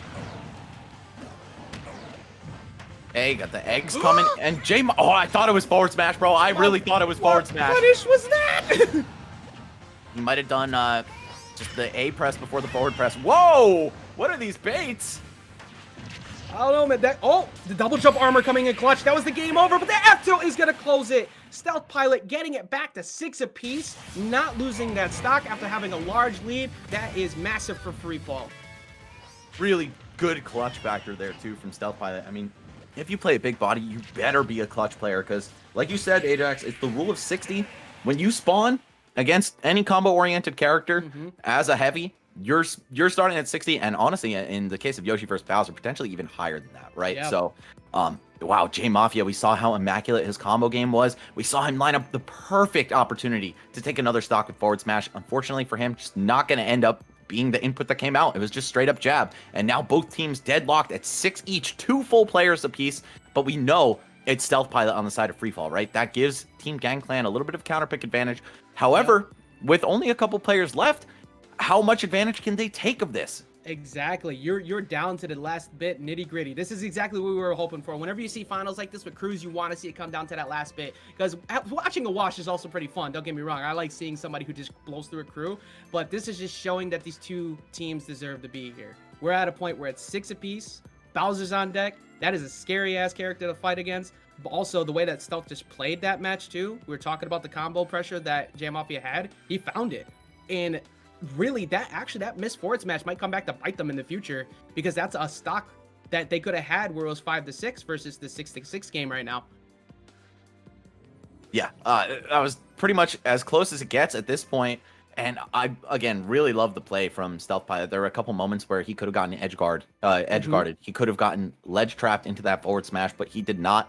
Able to just keep his head on straight and move on to fight the semifinal player on Team Gangplan's side. Again, Bowser, a character that can be counterpicked. Not quite as hard as Dedede, I'd say, because he's got a lot more mobility, a lot more X factor at his disposal.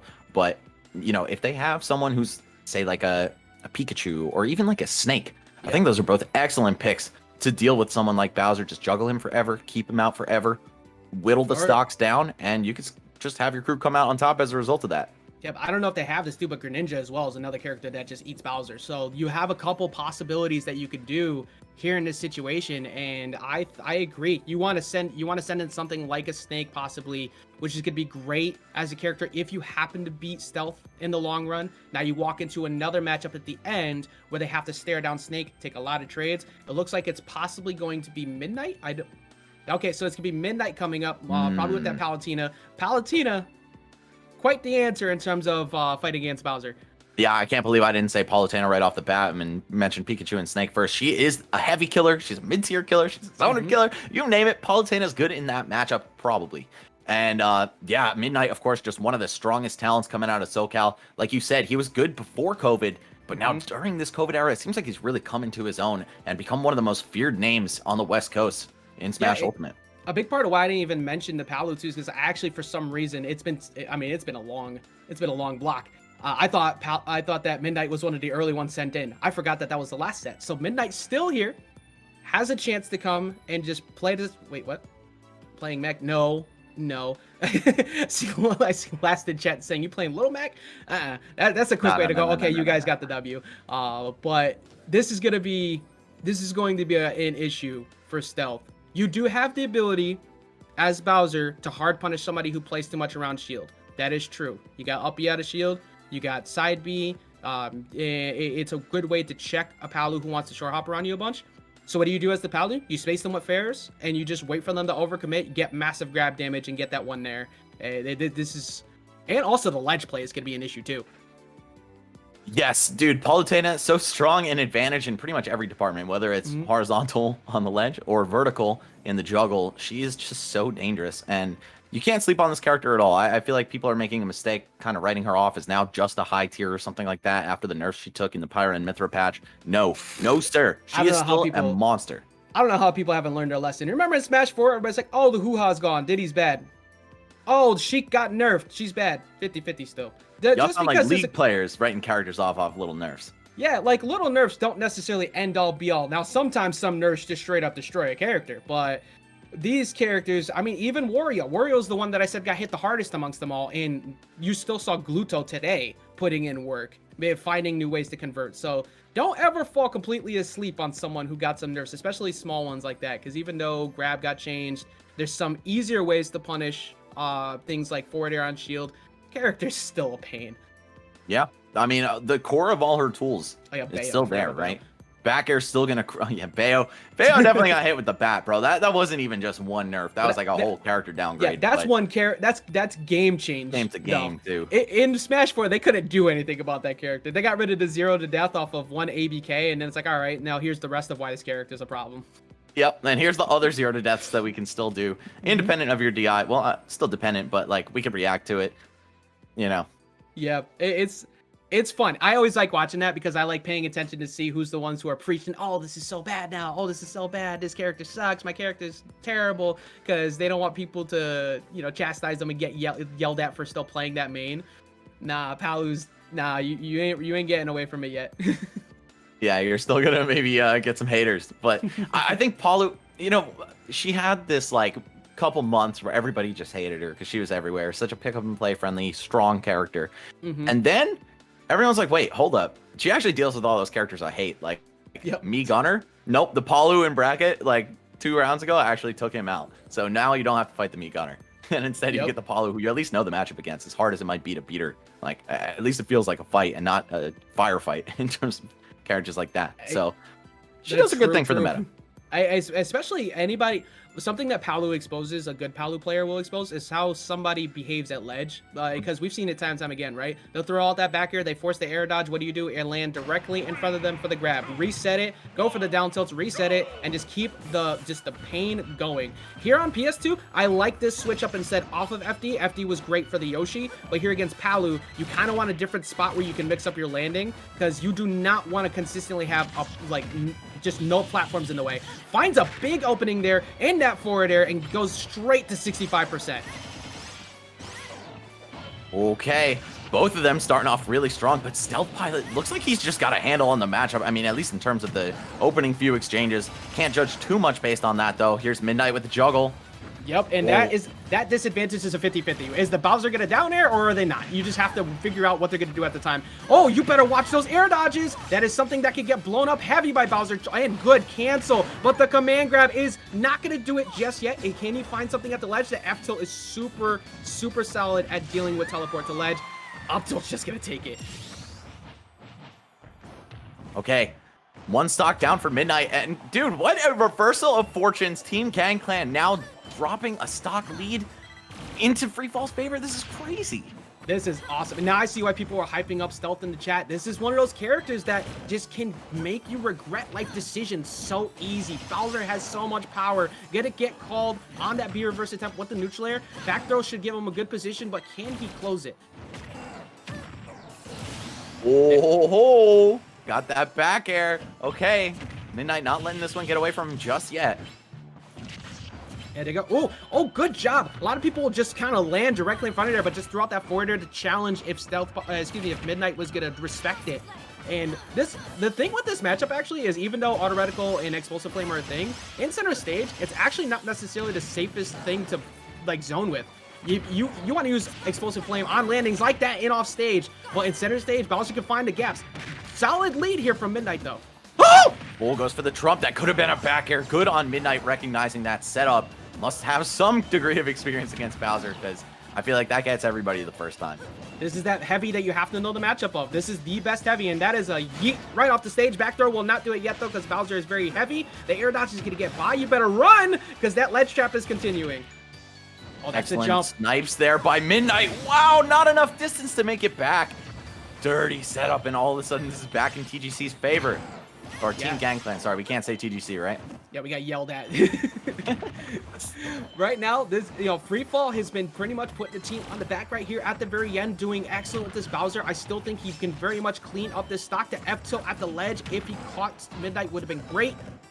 And Midnight still has to respect him. 49% is not a safe range to just continue to run in on Bowser like that.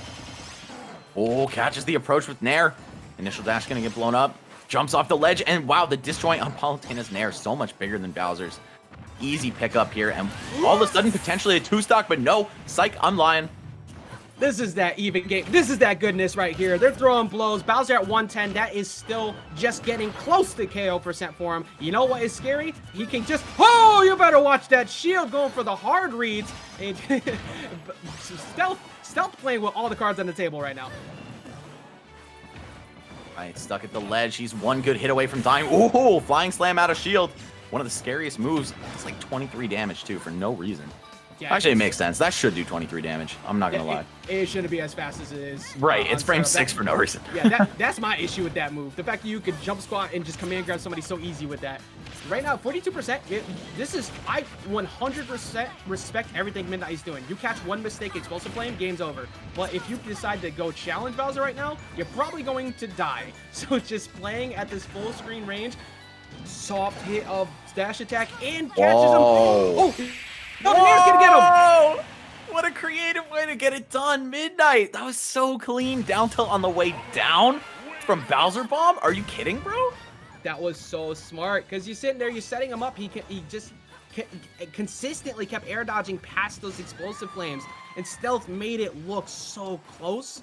But the consistency of Palu at the ledge, most of this damage was met right there on those ledge. It's such a good way to deal with big bodies right there, getting that stock. It played very similar to the way we looked, but I gotta say, big credit to the way that Stealth played, because he brought it all the way down to 1.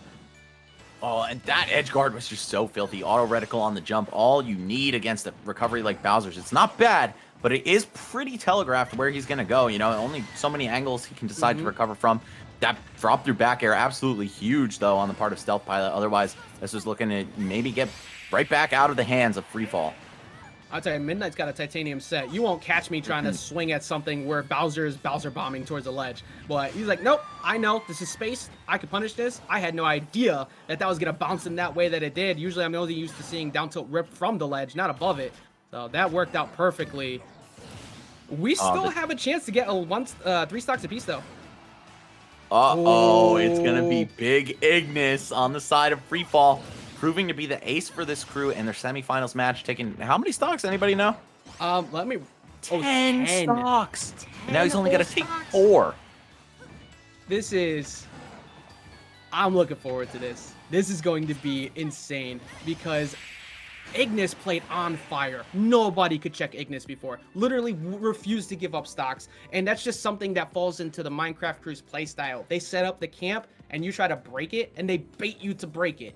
Palu can maybe explosive flame, but if there's a wall in the way, auto reticle does nothing. So you have to kind of commit, and you don't want to let the Steve get all those resources, because you're asking for trouble in the long game. Yeah, I feel like we've kind of seen the rise of Steve in the past month or two. You know, when he came out, he was a very unconventional character. The players picking him up were either not sure if they want to stay committed to him or, you know, exactly how good he was going to be. But the people who did stick with him, it's certainly paying off for. And Ignis being one of them, taking so many stocks in the semifinals match. Again, 10 last time. Now all it's got to be is 4. But one of them belongs to Midnight with Palutena, who I think is just one of the few characters that you can bank on being a solid pick for Steve. Yeah, he can put the walls up. Explosive Flame goes right through him. Yeah, he can build diamond weapons. I got a shield that cracks right through that. So, I don't know. I think there's some serious advantages for Palutena in this matchup. But, of course, Steve, if you don't know this matchup, bro, you're in for a ride. It's literally just over for you. I think the best matchup check that you have here, and Midnight has definitely played against Steve. He plays regularly on those tournaments, runs into Jake and company all the time. So this is not going to be unfamiliar territory, but the matchup check on how you're behaving is how do you deal with minecart. If you don't know how to properly behave with minecart, they run all over you. They push you back. They beat you on air-to-airs. If you're not hitting the right spots or punishing them accordingly or blowing them up afterwards, it's going to be an issue. So, and also being confirmed, I thought Explosive Flame went by the walls. It actually doesn't. It gets stopped by it entirely. So that's a whole other portion of the zoning that's completely stopped in this matchup. Yeah.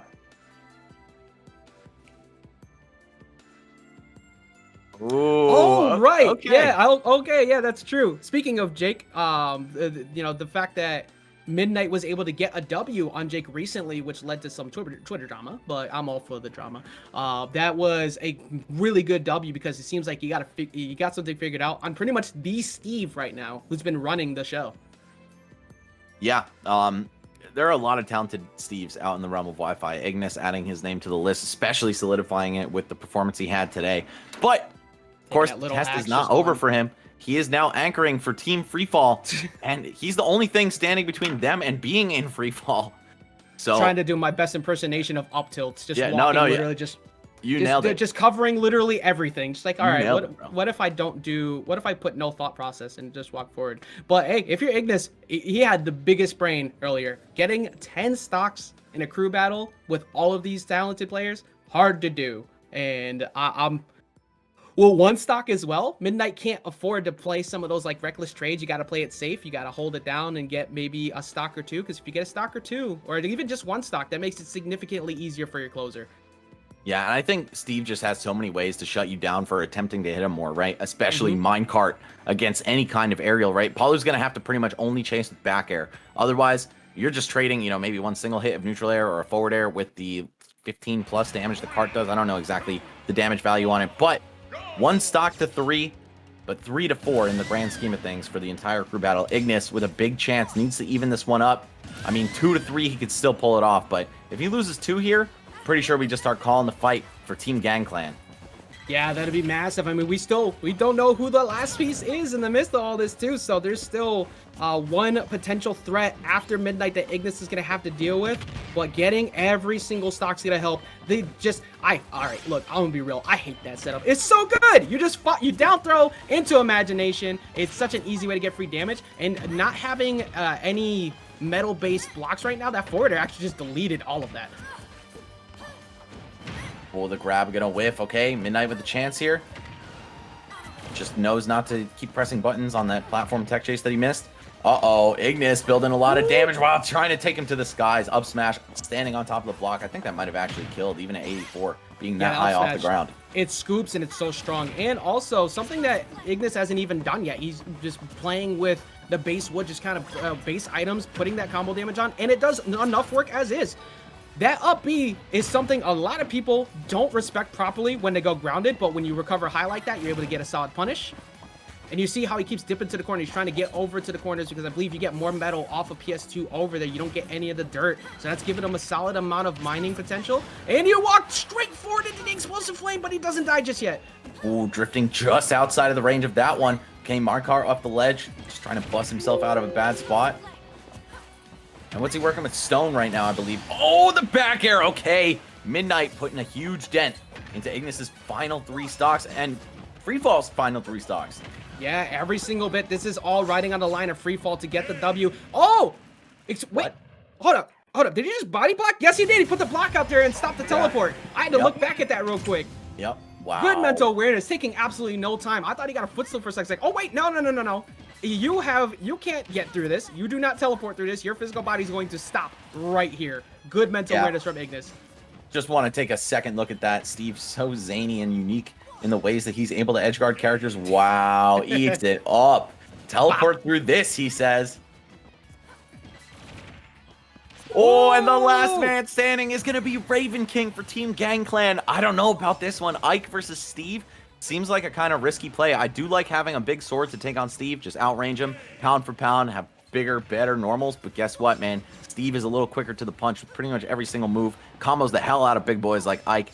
And we could see some nasty edge guards of a very similar nature to that. True enough. Now, speaking to Raven King, I've seen him play this matchup quite a bit in the future. Like he's kind of gone away from the Wi-Fi tournaments lately, but he understands how to approach this matchup. You got to play a bit safer with your zoning, but if you catch them slipping, you get big punish damage off of platforms, and you make them fear because you have earlier KO potential than them. The big thing that Ignis has to get to is better gear. If Ignis has the diamond or the gold, then it's more contestable to be able to get a possible forward smash on an overcommitted Ike, a quick draw on shield.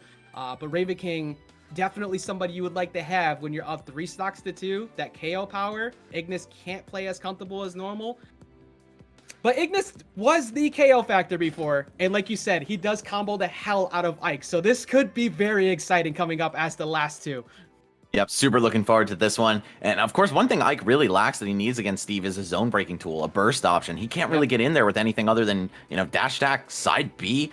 That's pretty big commitments. But before I get carried away on this Ike tangent, Raven King was in my chat the other night, and you know what he said? That he's dropping Ike entirely for Joker. So we might actually see Joker instead, and that's certainly a wrench in the plans of Ignis, who's probably mentally preparing for Ike right now. That will...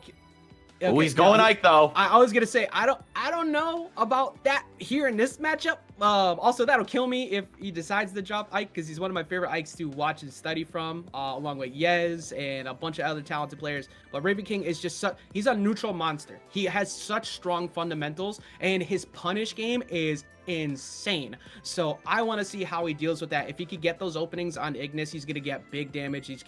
And also with 2 stocks behind, you get a little bit more frightful. You want to like air dodge often. Raven King is somebody who will blow up an air dodge. He'll nair and then just forward smash charge you on a platform and blow up that air dodge. So this could be a very exciting game. Please don't drop Ike, Raven King, please. I don't know, man. That's a Kill Sage quote would be echoing in my brain if I were him right now. There are so many sets that I feel like Raven King could have just won if he wasn't Ike. And obviously Ike. Yeah, he's been hard practicing the Joker. I know. Last on production. They can't hear you, right?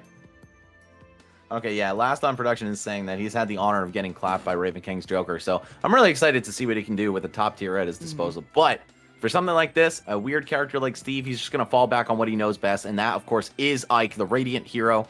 How's he gonna pull it off, bro? I don't know. I mean, he's got a stock lead to work with, so I think that certainly bodes well for him. But I don't know. Ignis, a monster in his own right. I think a lot of this is going to come down to, again, just challenging that minecart properly. But you know what? Ignis actually wasn't even crazy with it. He actually just played a solid boxing game. We were expecting a lot of minecart pressure, but actually he didn't even do it. Just like, all right, I'm going to stick with my base tools. I'm going to mess up your, what kind of plan you're looking for here, and just continue to outbox Palu. And it actually been pretty solid for the most part throughout that set. It could be a very similar thing with the way that he approaches Ike. But that minecart is a really good check. If you don't properly space your forward airs, or maybe, like one of your best jump options is that back air at frame 7 to beat out and kind of precisely hit Steve or Zombie in this case, in that minecart, it could be a solid go-to. I'm curious. I'm excited. We're starting off on small battlefield. Great stage for both. Definitely a fantastic stage for Ike. And this is going to be 3 stocks up to Raven King over Ignis, determining who wins Season 1 of the Rise Champions League. All right, here it is, guys. The grand finale. For real this time.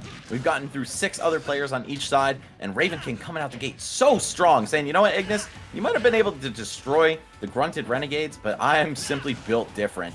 Remember that punish game I was talking about? Look how he has refused to give up advantage, holding down the ledge trap right now, gets crossed up for going for the roll, and that is a free 0 to death coming in with Raven King over Ignis, and now Ignis has to blow up some stocks, or this is Team Gang Clan taking the W. Yeah, man, I think he's going to need to channel whatever he was on in that previous crew battle, bro, because the odds are not in his favor whatsoever. Still not even landing a hit. Okay, gets one. He's up by 0.1%, but down by 2 stocks. Yeah, honestly, I think Ignis' playstyle right now, there you go. This is giving you solid damage, but he gets out of it with the roll behind. I like the dip to ledge with the ether. Don't try to challenge anything reckless unless he moves forward. But like, the disjoint has just been in the favor of Ike, and he calls out the jump. He has to land safely. He's getting pressured to hell right now. Raven King just sticking to these platforms, probably knowing that Steve gets way more out of confirms on the ground level. So if he's going to get opened up, better to be up there than down there. And oh man, the empty land, so intimidating. Oh no, He's got to recover to the low, and a good angle, because it looked like Raven King was trying to go down there and catch him with an ether. That is not going to do it just yet, but Diamond on deck. Diamonds are forever. They are your best friend, and you need it to be there for you right now. Gonna skate right to the ledge, gets through the TNT ledge trap. Whoa, a B out of shield, okay. Not gonna connect fully, but this one might, and that might be the crew battle. Yes, it is Team Gang Clan. 3-0 finish. Ignis barely doing anything in this one. Raven King built different. I'm stealing that one from last week, put it in the chat. That was so well played. And one of the things that happened a lot early on, Raven King recognized Ignis loves to jump in disadvantage. He caught him right there on an early KO, and then look how he pressured him afterwards. He just kept following him up to the skies, consistently calling out his jumps. Actually, we didn't even get those replays, but the ether, even center stage with those buffs, thank you very much for that, is going to take that W. Yeah, Sakurai definitely likes Ike, man.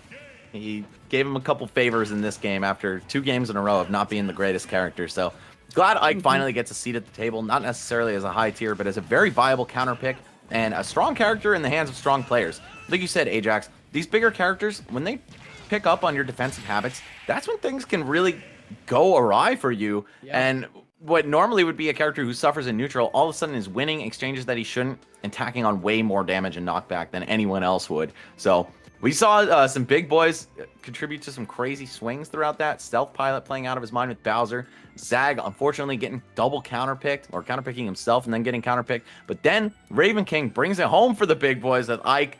Love to see a Team Gang Clan after a series of ups and downs, but almost exclusively ups throughout that crew battle. They're going to seal the deal. 3-zip. Best crew on Wi-Fi? Hey, they get to hold that right now. They got the first championship series going to them, and we'll see what the future holds for the Rise Champions League. Thank you so much to Grayola, Last, and all the people in the background who put on the production to let this go forward. It's been a fun ride, and it was definitely a long one for sure, but I love good Smash, and that came down to the wire, just like we were hoping. Raven King kind of throwing out the body bag a little bit at the end. It's like, all right, we're done with this. We're going to close it up after Ignis Fox's great run earlier, but sometimes you just got to hold that. Yeah, absolutely, man. And wow, it has been a long day of Smash for me. I've been casting since 7 in the morning, 3 different tournaments. I need a break, bro. Yeah, big sign of the cross for me, man. So again, thank you to Grayola and Last. Thank you to all of our wonderful sponsors, by the way. I'm sure you guys